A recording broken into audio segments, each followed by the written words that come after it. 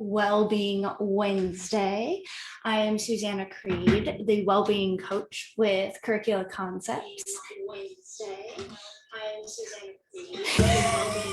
Also, this is our very first time doing this, so we're working with. Also, this is our very working with this page. There we go. Always a good time with us at Curricula Concepts, and especially when it comes to tech. So in case you didn't want to listen to us just kind of echo back and forth, we tried to fix that. So like I said, my name is Susanna Creed. I am part of the Curricula Concepts team. I'm their well-being coach with the Be Well, Care Well Arkansas program. So, and I have Miss Classie Watson with us today. So I will give a full introduction for her as well. Since it is our first Wellbeing Wednesday, I do kind of want to introduce you all to the concept. So this is a monthly segment that will show childcare providers and caregivers like you and like people you know, like our family members, simple ways to support your own well-being. So because taking care of ourselves really is also taking care of others. Whether you're an early childhood educator, a director, parent, or someone who just feels like a parent some days, because I think we've all been there. Yes. You're sure to pick up tidbits of actionable advice about how to support your overall well-being and get back to feeling like yourself. So I will be your host as we go through these Wellbeing Wednesdays, and we will get the awesome chance to welcome guests like Miss Classie. So this month's theme, if you have not been following us on social media, and even if you have, is all about mental and emotional health. So it is also National Mental Health Awareness Month. So we are following suit, and all throughout this month, you will see tips and tricks, motivation, inspiration to help you take care of your mental health, especially after the year that we've had. That's really, really important. So looking at my notes again, first time, we're always just gonna have fun when we do these things. So thank you for coming on for the ride. So for today, we have Classie Watson, like I said, and the reason that she is joining us today is because she is also a clinical mental health therapist, and she is also a life and business strategist. So she has quite a bit of expertise through her clinical mental health counseling or therapy, as well as working with her clients on her person-centered business model. So she will be able to share just a couple of quick tips and tricks. This won't take too long, but if you want, feel free to type comments and questions down below, because afterwards we will be having just a kind of fun open Q&A for about 10-15 minutes. Yes. So, and if there's no questions, you're just going to hear us go back and forth all about mental health, because we will nerd out. So without further ado, I would love to kick it over to Miss Classie. Well, thank you so much for having me, Susanna. It's always a pleasure to work with you and to be in these spaces with you, and to continue to pour into the community that you have been developing alongside Curricula Concepts and the network that you have. And so I'm just so grateful to be here to be able to share with parents, workers, and everyday people, caregivers. I mean, we all inhabit all of these hats at some point or another. Mm-hmm. I'm a fur mom, so I'm a parent to him, and I have nieces and nephews. And so I end up having to care for them, care for my family members, and in multiple faceted ways across the span of my life. And so I'm just so grateful to be here. So thank you so much for having me. And having this conversation around mental health awareness, especially because it's Mental Health Awareness Month. Like you said earlier, due to this pandemic, it's caused so many people to really recognize that we need to stop stigmatizing mental health care, mm-hmm. and to start recognizing that we all are trying to live an emotionally healthy life. And in living an emotionally healthy life, it is faced with difficulties. It means unraveling trauma. It means actually stopping and feeling emotions that we don't really want to feel. If it's not happiness or joy or glee, we're like, let's run for the hills. And we don't stop and recognize that it's like, as we've heard before, that the combustion that happens if you shake up a bottle of soda, right? That when that it's going to eventually explode, because what are we doing when we deny parts of ourselves, parts of our emotional experience? We then suppress them, but some way, shape, form, or fashion in our lives, in our behaviors, and the way we think, and the way we process, and the way we care for even ourselves, and the way we cultivate self-love, it's showing up. Those unhealed traumas, pains, and emotional turmoils, it's going to show up. And so I want to share some tips and ways for us to move the pendulum forward, even if we're not familiar with what that really looks like, to process emotions. So quick question, because you're talking about all these things, right? Our feelings, that F word. And that, I mean, it can sound like a lot, and sometimes it can be a lot. Yeah. So you're probably going to, tell us like, okay, I have to, meet with a therapist for 1 hour, 2 times a week, and I'm going to have to do like 6 hours of journaling on the weekends, right? Oh my gosh, no. That's what we need to do. No, that is absolutely the opposite of what I'm going to tell you. Like, maybe 2 minutes per day, because I'm sure if I know our early care and education workers, and also those of us who really just feel like we're the mom or the parent in our friend group, we've all been there too. Yes. It feels like, oh, I don't have enough time. Like I never have enough time. I know I need to take a walk, but I can't get away from my classroom, or, all these things. And it's just, it feels, when it's bottled up, it feels like so much already. Yeah. And so it's like, oh, I'm going to have to sit down and take like 30 minutes to meditate, or I have to learn how to meditate and sit there and just be zenned out, and all these things. And, just kind of like with mental health stigma, there's also this stigma around what taking care of ourselves mentally looks like. Yes. So that's kind of why I made that joke. Cause I was like, I remember I've thought, oh, well, I have to do this every single day. And it's just, and from our conversation earlier, which you're about to share as well, it really doesn't have to be this huge thing that's going to take so much time and effort away from our already busy day. I mean, teachers, they're just in the classroom, they can't get away, they have to be watching. So it's like, how can they also, do this? So thank you for going on that. Like I said, we have fun here. So thank you for going on that, but I'm really excited for some of the ideas you're going to share about how really can we make this actionable? Can we take these small steps that are going to have really big impacts too? So I'm going to get back to you. Yeah, that is it right there. I think we overcomplicate so many things because we have these ideas, these mindsets, and these beliefs around it. And unfortunately, sometimes they're just not true. They're just not true. And I want to know in the comments, let us know how have you thought about your mental health care? Have you felt like it's overwhelming to think about your mental health and what you're going to do to support yourself and to pour into yourself mentally and emotionally? Share with us in the comments what that has looked like for you as we walk through these steps that you can start taking right now that aren't going to be these big mountain peaks, And I think like what my mom used to say, we end up making a mountain out of a molehill. Okay.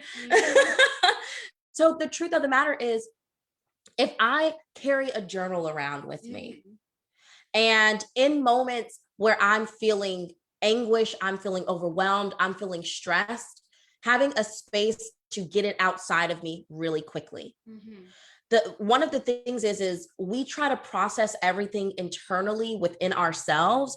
And unfortunately, our minds are wired, if you know what confirmation bias is, our minds are wired for us to be seeing that in which we believe. So what that means is if I believe myself to not be good enough, even if I'm trying to figure out how to tell myself I'm good enough, my mind is already tricking me to find things that are happening in my day to tell me that I'm not good enough. And so even when I'm trying to internally process it by myself, all of those negative thoughts, all of those negative emotions are still inside of me. So you can do one of two things. If you have an iPhone, and I know Android has the app, you can use your voice memo. Oh, I didn't think about that. Yeah. So even my thumbs get tired. Exactly. You can, even if you don't have a journal that you're carrying around, to get these feelings, these thoughts that are in your mind outside of you, and to move them outward, using your voice memo, using the notes app that's on your iPhone. I know Android has that as well.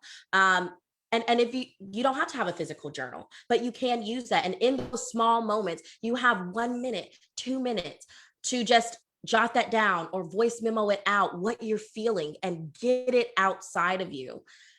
That is very helpful. And you'll see just those small changes will affect the rest of your day. And honestly, I'm going to suggest that you do a gratitude journal in the morning. When you wake up, starting your day with gratitude, that will help you transition your day into one that is a fullness, closer to wholeness, feelings of more joy. And when you're going throughout your day and experiencing different things, you can reflect back on those things that you wrote or spoke about that you're grateful for, that can help move you towards more happiness throughout your day, or more, really the word that I'm going to say, y'all, is grace. Grace upon grace upon grace.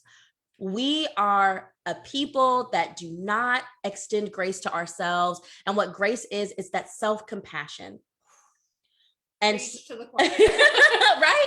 Lord, and so when I start my day with gratitude, and then I accompany starting my day with gratitude with small moments of, if I'm stressed out and I get that stress outside of me, I'm honoring the grace. I'm honoring compassion for myself throughout the day. Interesting. And so I'll actually piggyback off of that. Yeah. One, I definitely have that confirmation bias. One of those things, and actually I think you and I've kind of talked about it, this idea of scarcity mindset, where we feel like, there's not enough time, there's not enough me, there's not enough love, there's not enough food, there's not enough, right? And so I definitely have that confirmation bias when I'm just like, all I see is not enough. And I've tried to like shift that for myself, but it's really hard to do that. Now, I love the idea of the gratitude journal, and also getting it out in black and white sometimes helps us, like, even without doing anything else, we can, just the process of writing it will actually clear things up and kind of answer some of those questions I have and help me see it more clearly. But to the gratitude journal, so I don't know if any of y'all are like this, but for me, I cannot meditate or write in the morning. I can do a lot of other things, but I cannot seem to get myself up and awake. As soon as I put pen to paper, I start to doze. But what that made me think of is, well, I can do it right after work. It doesn't take too long. And actually that's something I do even at the end of my day too. So like at the end of work, to kind of, especially when, it's been hard, because sometimes you're at work, sometimes you're not, with the quarantining and everything. So kind of to bookend my day and help me think of, okay, this is the end of my work day. I can end with a gratitude journal. And maybe take I'm a big timer person. So I'm like, I will not do this if it's going to take me forever, but I can do this for 2 minutes, but I want to know it's not a second over 2 minutes. So I set a timer. Boundaries. That's what it sounds like to me. Exactly. It's a boundary of my work day, so that I don't take my work home with me. And so that I can maybe look through my day, especially at work, and say, okay, what were some things that I'm grateful for? What are some things that I'm grateful for moving forward? And I can set that timer for 2 minutes and just see how many things I can write in 2 minutes. And especially if I have it written down, or if I voice memo it, like you said, or if I have it, in my phone, I can then just kind of have this log. So if I'm feeling upset, if I'm feeling down, if that scarcity mindset is coming back, I can just pull up that whole list and say, oh, that's right, I was grateful for this and this and this. And it might not change that feeling right away. But like you said, it starts to change those limiting beliefs, that mindset, just because I'm exposing myself to my own words. Because sometimes, like, if I just tell you, oh, well, think positive, but it means more when it comes from ourselves. There you go. So if I've written it, I can't be like, oh, well, that person's just telling me. I'll be like, oh, well, I wrote that. Right. So exactly. It doesn't feel as connected when it's someone else. And this, and exactly what you're talking about with the gratitude and the journal, it's very meditative too. So when you're looking at that and when you're writing that down, it's a meditative process. And I encourage you all to look at it that way. Meditation doesn't have to be this grand 30, 45 minutes and I'm and I'm doing all of these things. It can be very simple. It can be very small and peaceful, quiet moments that allow me to reflect and reconnect with myself and recenter in what I want to be, for who I want to be, the way I want to show up in the world, the way I want to exist, what I'm grateful for. So using that and saying, I meditated over my gratitude journal, or I meditated while I was gratitude journaling, that is a form of meditation. And then also, if you do the voice memo aspect of it, imagine going to sleep at night, listening back to that gratitude, to the words that you're saying to yourself.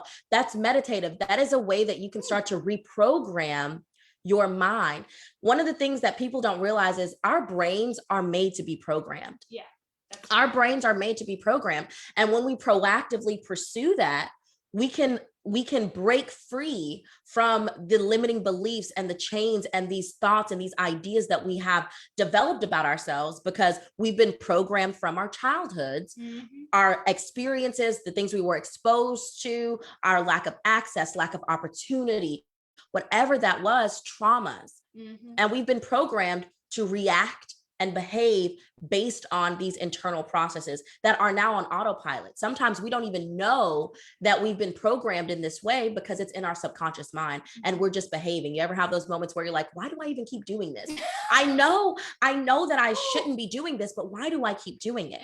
And so this is a way, gratitude journaling, when you look at the vastness of it and then adding that meditative component to it with the voice memo, it's a way that we can start to reprogram our minds and reprogram our beliefs. One of the things that I say is a simple shift in perspective can literally change our entire world.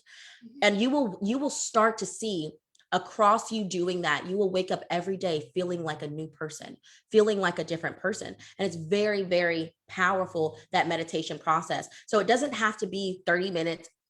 You don't have to try to get zenned out for 30, 45 minutes. It can be 2 minutes of gratitude journaling. It can be, and this is a shift in our perspective, right? We're shifting this perspective that we have had or held about meditation and saying, you know what, my meditation was my 2-minute gratitude journaling today.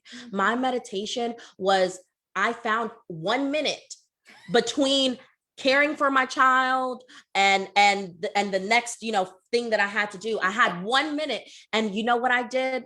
I wrote in my gratitude. I wrote down my gratitude, or I spoke into my voice memo, or I re-listened to it. I plugged in my earphones and I listened to my gratitude so that I can meditate. It's that simple. Yeah. And it doesn't have to be a large, grandiose gesture for meditation. It can be simple and small moments. And that's really how change happens. That's how change behavior happens, because we will burn ourselves out thinking that we have to take big, grand, giant leaps. Yes.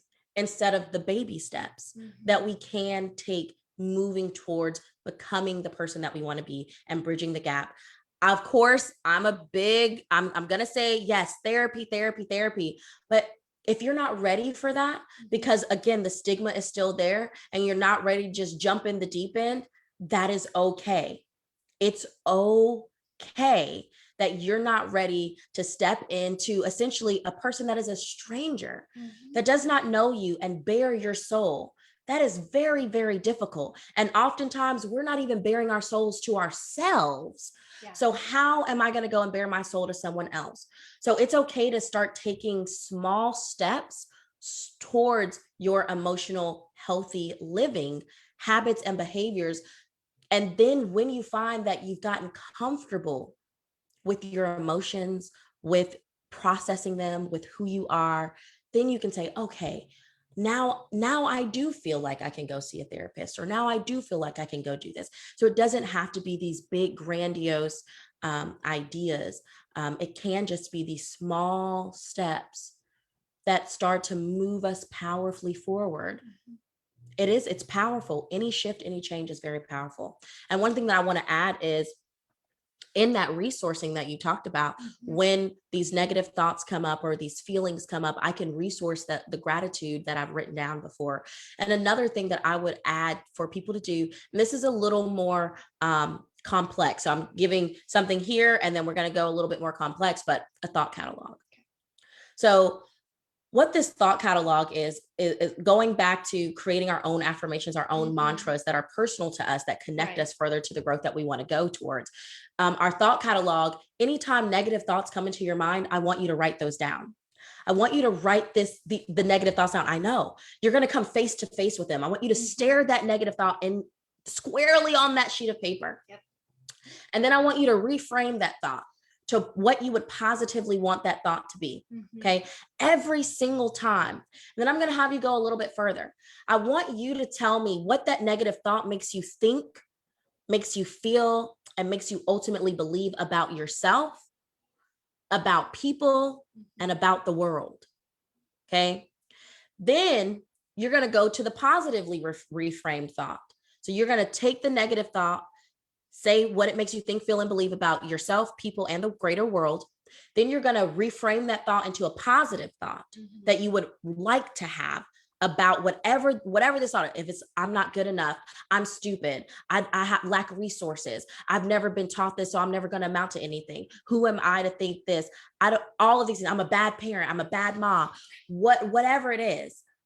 And then I want you to reframe it. What would you like that thought to be? And then I want you to move your energy into how would you feel and think and believe about yourself, about people, about the world, if you had this new positively reframed thought as a part of your life. Because it's really important to start tapping into the energy that you want to create.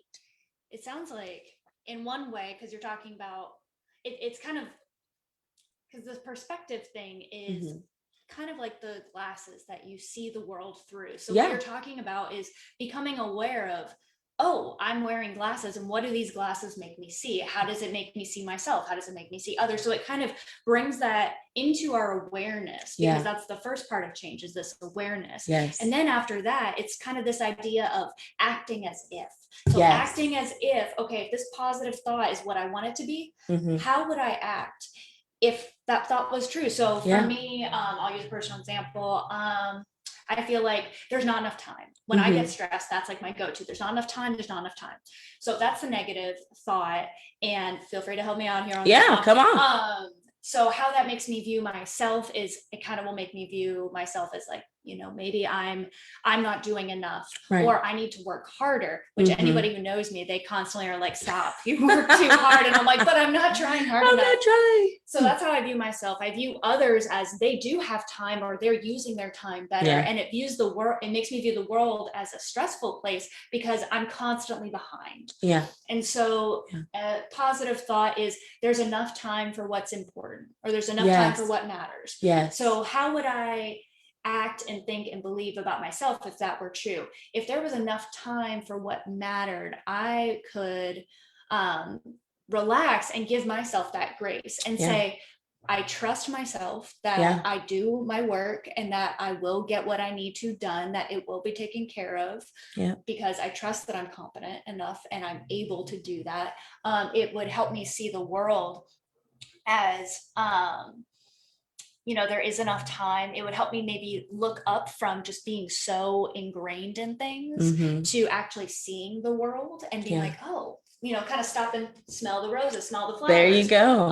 And that might allow me to really engage authentically more with the world and just have that peace, I think. And so again, I'm just sharing a personal example. Feel free to share in the comments, whether you're watching this live or they are in the comments. They are in the comments, girl. They are in the comments. See, again, the technical stuff, I don't really know how to work the technical, so I was just like, oh, I guess no one's. No, they are on here. They are activated. This is why we have Classie, because she knows these things. Like, she's got the mic. I just have well, actually, she got flowers. I am just here, basically.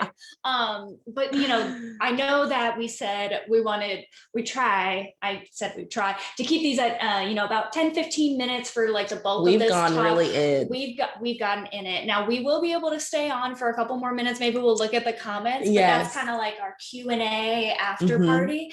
But basically, just to kind of wrap up the more structured I say structure because we just kind of go with it. We just, yeah.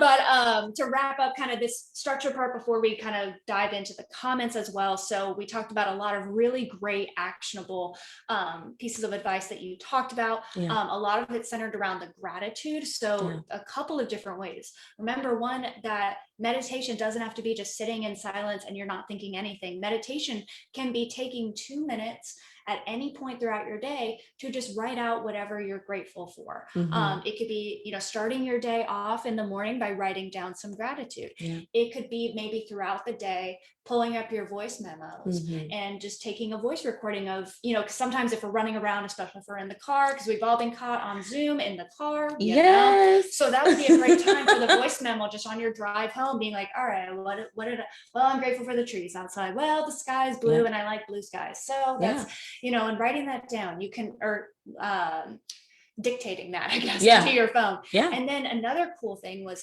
maybe play that back. If you do the voice memo, maybe, and I know we all don't like our voice, but try it maybe 2 or 3 times, give it a chance. And I'm going to tell you to reframe that Yeah. about not liking your voice. I mean, because the truth is anytime that we dislike or deny any part of ourselves, we don't own and accept all of ourselves. That's very And cool. I mean, and that's just the truth. And true healing doesn't happen until we accept all the parts of us, even the ugly parts, even the parts that we don't like that much.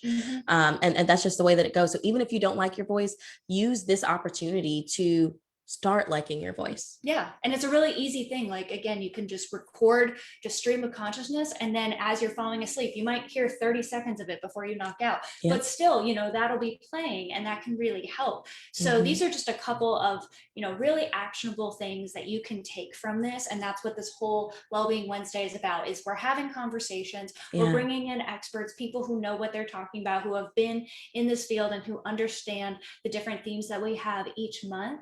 And Classie also, I will comment it or I will put it in the description. It will be somewhere because actually on her website, she has, now remind me the exact title. I don't want to mess it up. Oh yeah. So it's a free resource on my website. It's my manifesting gratitude. It's a nice PDF worksheet for you to download to help you manifest your gratitude and really bridge the gap from where you are now to the leader, the compassionate person that you want to become. So it's a really nice program that you can walk through, just a one sheet, and it walks you through some guided steps to help you manifest more gratitude in your life so that you can become the compassionate leader and person that you want to be. Awesome. And I'll make sure to link that somewhere so that you can go and find that. I've definitely worked with Classie for a while now, and I've also used some of her free resources, including that one, and it is fantastic. So if you're like, I need a structure, that's the way to go. So we'll make sure that you have those resources. And again, just to kind of wrap up this program, Wellbeing Wednesday, we'll be doing the live interviews the first Wednesday of every month about a different theme. Please feel free to like and follow us on Curricula Concepts and at the Classie Watson. Yes. So at the Classie Watson on Instagram, and then just Classie Watson on Facebook. And so make sure to follow her for more wonderful tips about all of that. And make sure to follow Curricula Concepts so that you can get all these notifications, and make sure to not miss a Wellbeing Wednesday and other things that we will post for our parents, families, and early education workers.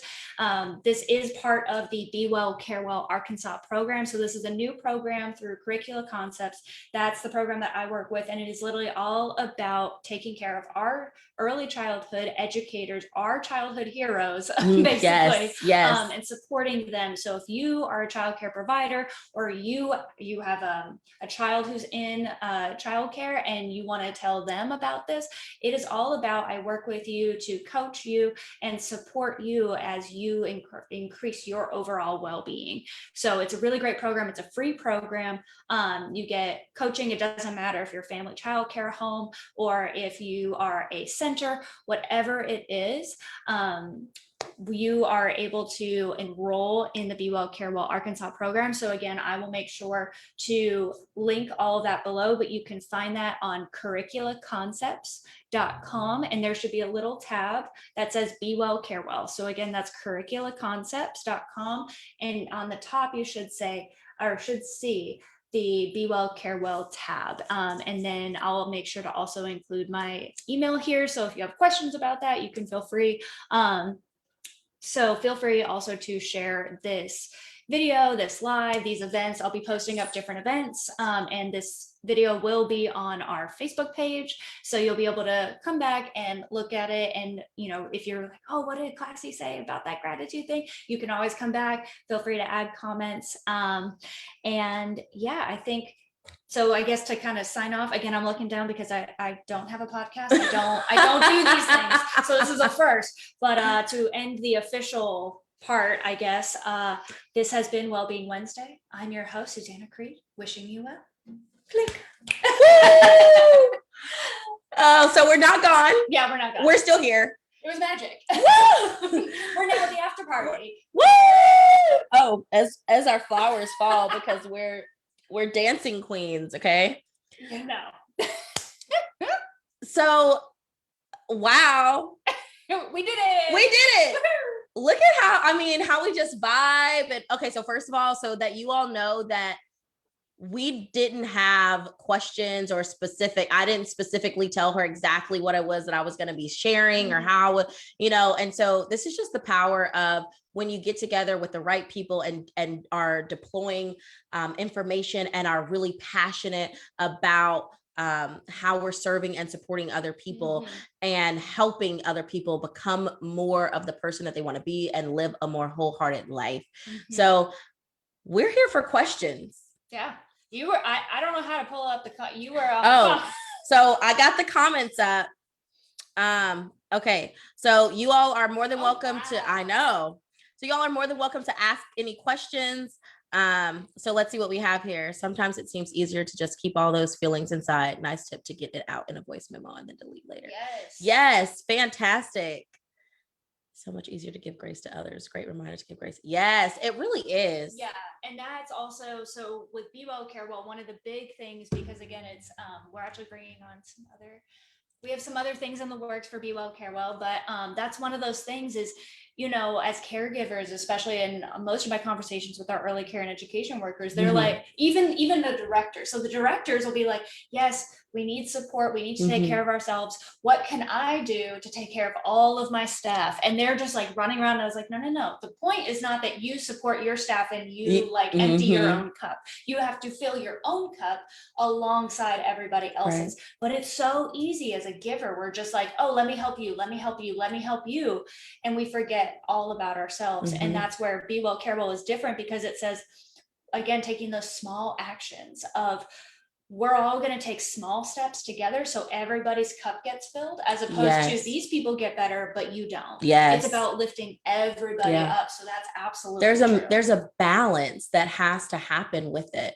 And I think so often we get stuck in the thought that my caring for other people is therapeutic, that my caring for other people makes me feel good. It makes me feel X, Y, or Z. True.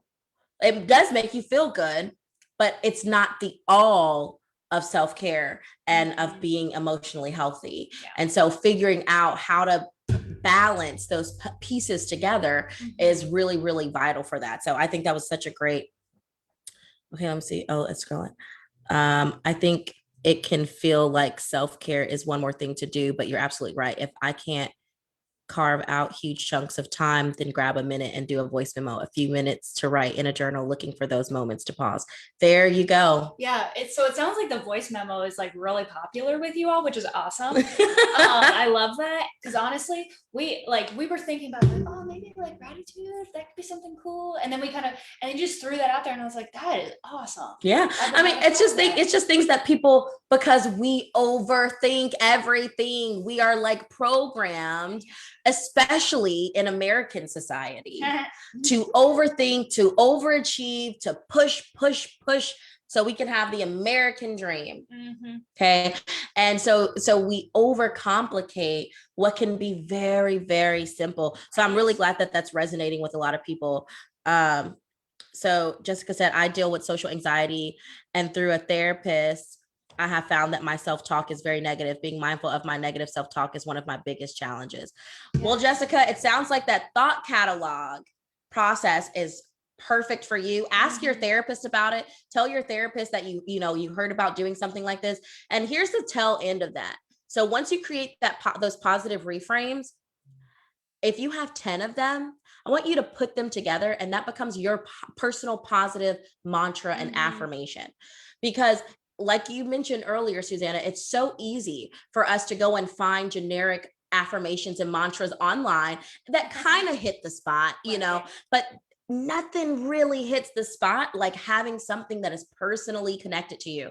So that's how you're going to take that thought catalog and move it actionably forward. Yeah. And then you're going to take those positive reframes, make a mantra. You're going to put that mantra, if it's your home screen, if it's on your vision board, if it's wherever you can see it.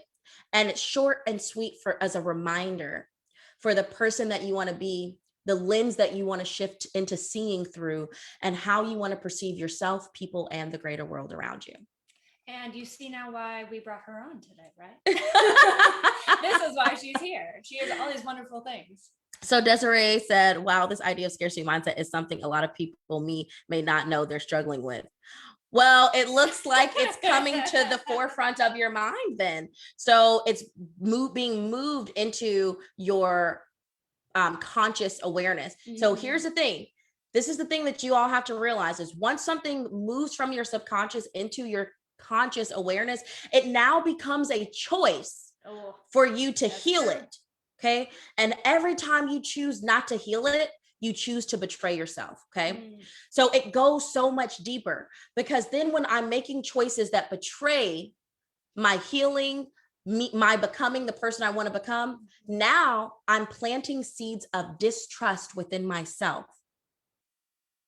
Now, if I'm planting tiny seeds of distrust, and let's say every single time I betray, healing, these things are now coming up in my conscious awareness, I'm watering that distrust.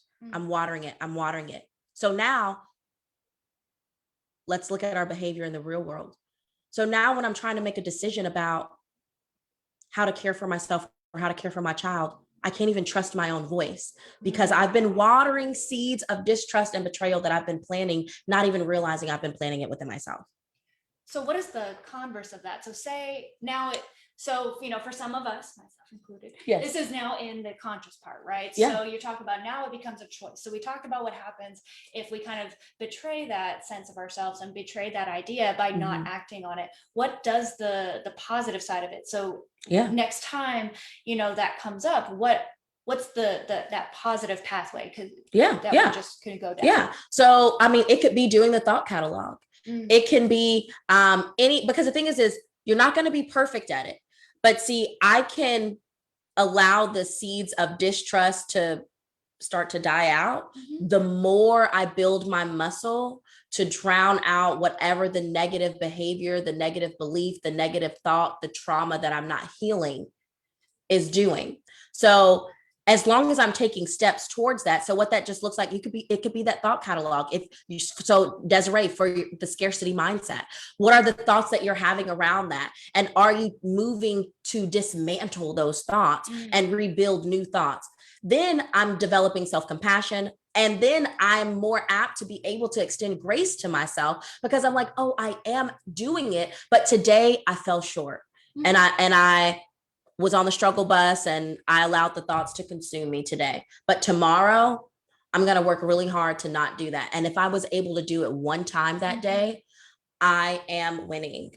Yeah. So whatever that might look like, it doesn't have to be thoughts. It could be behaviors. It could be trauma. I've worked a lot with people who have had childhood sexual abuse and trauma. And anytime that I deny that I need healing from that trauma, or I deny that I need, that's a sense of betrayal to myself, to my own growth, to my own well-being. And so any step forward to help dismantle those traumas is a step towards allowing those seeds of distrust that are being planted to start to die. So it just really depends on what it could be seeing a therapist, deciding that this trauma that I have is too big for me to handle alone. Because most trauma we're not supposed to deal with on our own. Like it's too much for anybody. It's too much for anyone. And so it's like, oh, there is help and you have every right to ask for it. And baby steps too. So remember, when it comes in our conscious awareness, even if you don't immediately act on it, it's what are you even thinking about it? Mhm. That's also a part of saying, okay, I am thinking about my well-being, right? I am thinking about so even thinking about it, right? Because sometimes you're not ready to take an action, and that's also okay. Mhm. But maybe it's just, oh, I'm thinking about it. So any of those avenues, I'm thinking about it, I'm recognizing it. I've maybe now the thought has come out of my mind and I've put it down on paper. Whoo, I'm moving the pendulum forward. Right, Or maybe I did some research. Whoo, I'm moving the pendulum forward. It can be that small. Mhm. It can be that small. But the thing is ourselves or people around us will be like, well, why aren't you moving fast enough? Why aren't you doing this? Why aren't you? And next thing you know, we're back to we're back to that self-loathing. We're back to feeling like, well, dang, I guess I'm not really doing it. In your own time, in your own space. Mhm. That's what you have to do. Everybody's process and journey and steps are going to be different. It's just about taking a step. Even if your step is a centimeter and someone else's step is a foot, it doesn't matter. It's a step. It's a step. Yeah. And you know what, actually, while you're going into that next comment, so one of the things that I've tried, and this is very small, but again, kind of going into that scarcity mindset and shifting just in those small ways to the positive, is I find myself saying but a lot. I'm like, yes, but, or yeah, I did well, but, or yeah, today is great, but. And one of the things that I've just tried to do is play, because I'm very serious. So so if I can introduce a little bit of play into it, I say, well, why don't I play with this idea of and? Mm-hmm. So, yes. You know what, today's Wellbeing Wednesday went really well, but we had some technical difficulties. Even just that one word somehow softens it just enough that it can, like you said, start to dismantle. I don't feel shackled by the buts of everything, or, oh, I feel good about myself, but are other people going to think of, are other people going to think the same thing? Okay, I feel good about myself, and maybe people agree and maybe they don't. Somehow it just makes it a little bit softer. So that's one thing that I try in my personal life that has actually proven. It's really graceful. And it's helpful because anytime that you say but, you've negated everything that you said before it. Like, where's the but? Because that's really that's what I'm waiting for, and that's the ball dropping, And so when I say but, if I say, oh, I look good today, but I don't look as good as this. Yeah. So now it's like, well, do you really think that you look good? Because really what I did was plant a seed of doubt and not a seed of grace and like self-acceptance and love. That's home. That's so true. Because it is that seed of doubt. And really what goes into your mind is whatever came after the but. Exactly. So it doesn't matter how much positive I pour into that first part if I still have a but. But even if I say the same exact thing, if I just say it one more time, but put and in there. Yep. And put and. This is where I'm gonna try and catch myself through, like, while we're on here, because this is gonna be interesting. So yeah, that's just, I don't know. That was something that I wanted. That's really good. Yeah. That's very useful. Okay. So somebody just said, I love this idea of a thought catalog. It really helps us be mindful and intentional about our thoughts and practice reframing our thoughts to a more positive mindset. That's true, Deborah. It really does. Desiree said, your entire example is me. I love this so much. Curricula Concepts, Inc. I can hear it now. I'm thankful Steve mowed the lawn today. Okay, not sure. The gratitude. I'm not sure. I want to manifest more gratitude. Well, come on, Debbie. Let's do it. Let's manifest it together. Okay, Amy Sanders said, Classie, 2 things. I love your name. It is a perfect name for you. Thanks, Amy. Also, you have such an amazing light and spirit. Thank you. Oh, thank you, Amy. Amy's part of the Curricula Concepts team. So. Oh, okay, girl. Hey, girl. This was totally awesome. Every time you choose not to heal it, you choose to betray yourself. Ooh, I know. Right? It hits. But I mean, it's that simple. Sometimes it is just that simple. It's like, taking 2 minutes after work to just write down as many things you're grateful for. Like, kind of, I like the idea of calling it a mad brainstormer. I'm like, all right, how many can I get? Yeah. And sometimes it's like, if you're a person who loves competition or loves like some sort of challenge, which can actually help us all feel kind of good and grow and whatnot, you know, setting a timer for 1 minute and being like, all right, let's see how many I can get. Boom, boom, boom, boom. And then you don't even realize that through that one action, through that 1 minute, it is that simple of you're already dismantling those previous thoughts and you're already taking care of yourself. You know, again, I am a yoga teacher. Like I know the meditation thing. And I'll tell you, most of the time, my meditation, I do not sit down and just have zero thoughts. It's like, no, that's not about it. And I don't need to. Right. Because meditation is so many things, including everything that you mentioned. So I love that you were dismantling that kind of stereotypical thing that we think about, you know, of like, oh, yoga, you have to be like super stretchy and get your foot behind your ear. I'll tell you, I can't do that yet, but I can really take care of myself just by doing a yoga class. That is so true.